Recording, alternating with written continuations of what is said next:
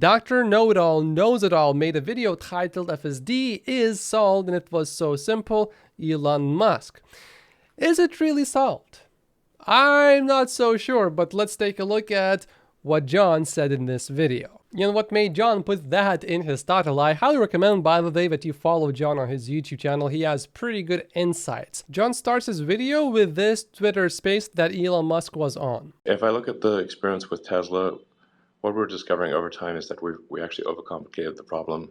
I can't speak in too much detail about what Tesla's figured out, but except to say that in broad terms, the answer was much simpler than we thought. We were too dumb to realize how simple the answer was. But over time, we get a bit less dumb. So I think that's what we'll probably find out with AGI as well. I personally, based on that, don't think that Tesla just solved full self-driving. What I think I just heard was Tesla found a new approach that will probably most likely be actually used to eventually solve full self-driving. But maybe I'm missing something, so let's hear more from John. There's a lot of stuff that Tesla did, and it sounds like what they did was they went a lot of directions in many different ways, bumping into trees and things like that. And on the way, they were complexifying and complexifying and complexifying the whole thing. But what apparently they've done is that they've gone, wait a second, this is so much simpler than we thought. And what that simpler solution would be an end-to-end foundation model that can train itself without the need for humans to do labeling or any of that kind of stuff. But if what I'm speculating here is correct, this means that Tesla could have made a major step change.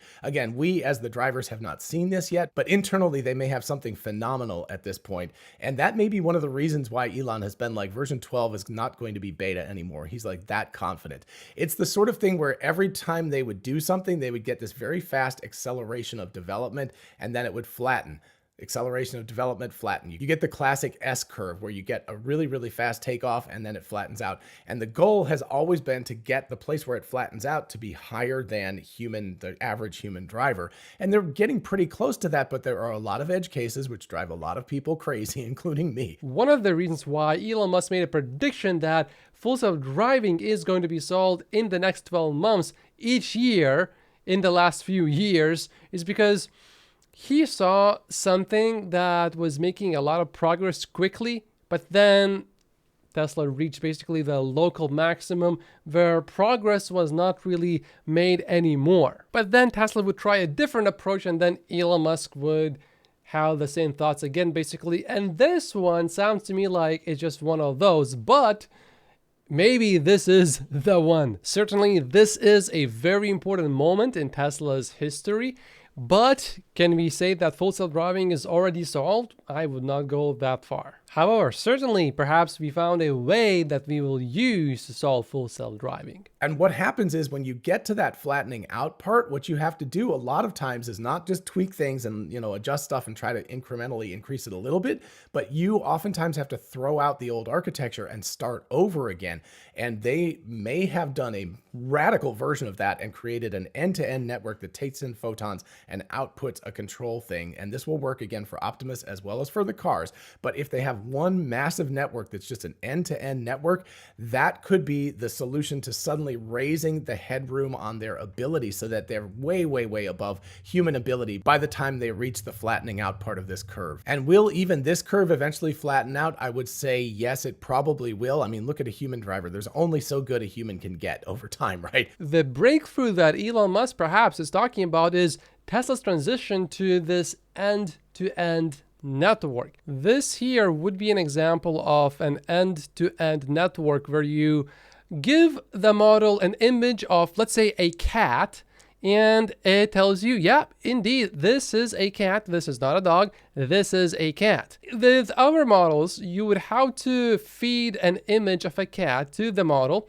and then you would have to explain to it, this is a cat because it has 2 ears, it has a mouth, it has 4 legs, but also dogs have all of these.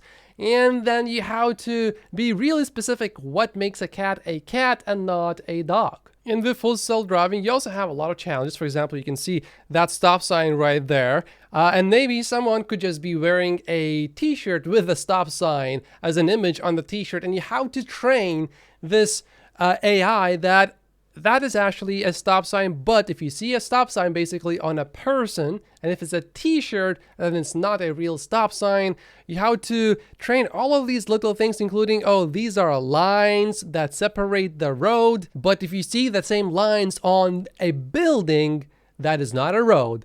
That is just a building and you can't drive there. So you have to really spend a lot of time labeling every single little thing. But with this end-to-end network, supposedly, you just feed an insane amount of data to it, and then it just knows what a stop sign is intuitively. It knows that these lines are lines on roads, and these are lines on buildings, and therefore it knows it can drive on a road and not on a building, and it will drive just fine. But it is a bit more complex than that, and John had a few more thoughts about that. The problem is it is pernicious. It's really difficult to do if you don't have the right data and the right architecture already in place. In other words, if you just start from a gigantic network that has randomized weights in it and you begin training it, it could take the age of the universe for it to train because it just doesn't have enough information. It's a sparse reward system. It doesn't understand things well enough. So for example, Ford cannot just barge in and then have full self-driving immediately if they used this same approach to solve full self-driving. Now, speaking of John's example and how we could take an amount of time equal to the age of universe for someone else to solve full self-driving if they don't have a good model to start with, well, we just found out that time would be twice as long because new research puts age of universe at 26.7 billion years, nearly twice as old as previously believed. So all of the steps that Tesla's been taking, even though you might say, well, they were, barking up the wrong tree or bumping into the wrong tree in the dark or something. All of those steps have been necessary because they've created, number one, the knowledge of what doesn't work. And that's actually very, very important. But number two, it's already got a whole bunch of these systems with some weights that really understand the world already. And what you can do is you can sort of backfill that stuff into the new world model. And you can use all of the training data you've got, the 3D reconstructions that they're able to create now, all of that sort of stuff. They can pile all of the things that they've done already into this new model. And so instead of starting at absolutely zero and not knowing anything, it already knows a lot when it's born. Where it starts to get really interesting is where AI can train against itself to become a better driver. Now, for it to do that, it needs to be able to predict what is going to happen in the future correctly.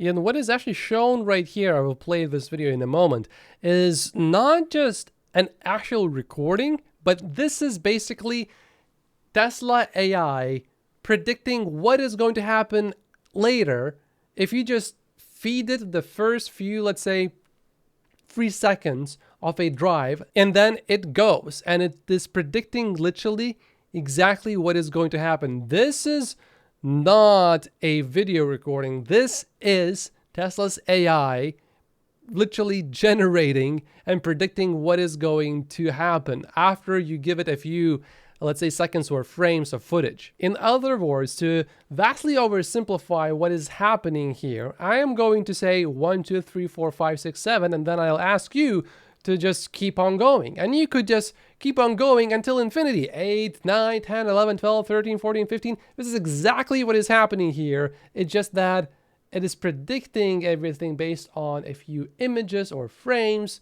or video footage, instead of me saying a few numbers and then you just continuing the sequence of these numbers. I could also give you a slightly harder sequence to continue. For example, 1, 3, 5, 7, 9. So I'm skipping every other number, and then you can just continue indefinitely as well. So that sequence that AI is recognizing based on these clips is just a much more complicated version of what I just showed you here. And if you could possibly do it successfully to a point where AI can actually train against itself to become better and better and better and better and better, all you need to do at that point is just let it run and just give it an insane amount of compute. And then eventually, in theory, full self-driving should be safer than human driving eventually. Billion-dollar fund manager and large Tesla stock investor Ross Gerber was just on TV to answer the question, is this new company that Elon is going to be running, xAI, is it a distraction for Elon, and is it a bad thing for Tesla stock investors? I remember when you joined us, I believe, to really vent some frustration about leadership at Tesla, distraction, concern. You were so concerned about it that you were wanting to help take a board seat to help drive this company forward. What changes now with the birth of yet another company? You say he's been, too busy for about a decade, but what gets sacrificed here as an investor in his other companies? Well, two things. One, he did find a CEO for Twitter, and all the things I was pushing for have happened now, from advertising to succession planning and changes to the board. And we've seen the stock recover. So it's been a hugely successful campaign economically for me and my clients and for Tesla shareholders. So I've been really happy about that. I don't look at xAI as like such a distraction like Twitter, because with Twitter, he was really like getting killed every day. He still gets killed every day with half his decisions. And just his whole thing on Twitter has been, I think, somewhat detrimental, if not very detrimental, to his image. But like when you look at doing an AI company, that's like right up his alley. And he's most competent and capable of leading a team in this area without really distracting him. And there's lots of ancillary benefits that Tesla and his shareholders will get from this development versus Twitter, where I think the risk reward was much worse for Tesla shareholders, for sure. I think personally that xAI is actually going to be a net positive for Tesla overall in the long term. Certainly, at least not a negative. And Elon could have tried to do it within Tesla, but then he would not have been able to get the absolute best AI talent, because you can't really just offer a whole bunch of stock options to your potential employees that you want to hire and say, you know what, guys, we will 200x our today's valuation. Probably it is not going to happen for Tesla, very unlikely. But if a company is a startup, yeah, you can make a promise that the stock could actually 100x. And this article here said that if xAI was worth 20 billion, a valuation Musk came up with before it was born, then each 1% offer in stock options was like a 200 million signing bonus, the people said. And it's certainly much easier to 10x your valuation if your company is only worth $20 billion compared to almost $1 trillion, if it's a company that Elon Musk is focused on. If there's some sort of AI breakthrough that Tesla will need from xAI, I think Elon will share that breakthrough. Of course, it may cost a little bit of money for Tesla to access that breakthrough, but Tesla also does not need to fund this research directly. So Elon could have done it within Tesla, but then he may not have gotten the talent that he really wanted to get. An investor in Twitter. You became an investor in when Twitter went private. You stuck with it. It, of course, was folded into the now parent company X.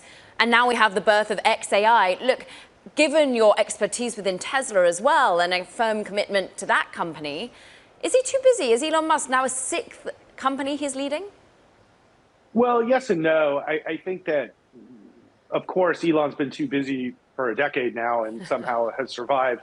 And I think a lot of these projects he spearheads and puts a lot of like sort of initial inertia into, and then he turns them over to really competent leadership, and he builds great teams of engineers that we know he's good at. And that's what he's doing with xAI. And I don't think he's really quite sure yet what it'll be. And that's kind of the genius of Musk is, he kind of builds these teams with a general goal, but what will come out of this, I'm sure he has no idea yet, but it'll be probably pretty interesting. I think Elon has some idea of what he wants to do with xAI, although Ross did make a very good point that Elon has been too busy for the last 10 years and somehow he still gets everything done and more. Time and time again, Elon exceeds expectations. Ross, was the idea of xAI in the incorporation documents for X Corp at the time you invested? No, I mean, so they kind of said, there's a lot we don't know he will do within this structure, but it's really about acquiring Twitter. But I think if you really understand Elon. He always sees things way further than I do as far as like the way he sees the future. And Twitter is just a wonderful source of data to build an AI company around, don't you think? So I think, there is a grand vision of he's got the data, and that's why he's protecting it so much with the limiting of the scraping of the data from Twitter. Is he's trying to protect his data because he knows it's super valuable. Twitter data is way more valuable than metadata. Metadata, is much more personal about people, and Twitter data is really all about the world. So if you're worried about humanity and sort of bigger issues, I think Elon, is building something that could be incredible, as always, really. I do have to say that Ross just said something that makes so much sense, and I cannot agree more with that point, and that is that Elon does see further in the future than Ross does. So if you are a long-term investor into Tesla stock, then I think listening to Elon Musk is a pretty good idea. That is something that people should pay very close attention to, because this is really Elon's expertise, actually. He's not going into something like out of his range, like Twitter, So I'm very bullish on this, And of course, I think he's the right person. I think it goes pretty much without saying that if you want to start an AI company, having Elon Musk on your team pretty much guarantees your success. There's no better person, perhaps, on this earth that is better suited for this particular task, who not only understands AI, but also is a proven leader and a proven CEO. In other words, if I could invest into XAI, I certainly would. And YouTube says you should watch this video next, but if you haven't finished watching this Elon Musk interview, watch this one first. My name is Matt Postius. Like and subscribe if you haven't yet, and I'll see you in the next video. Thank you so much for watching.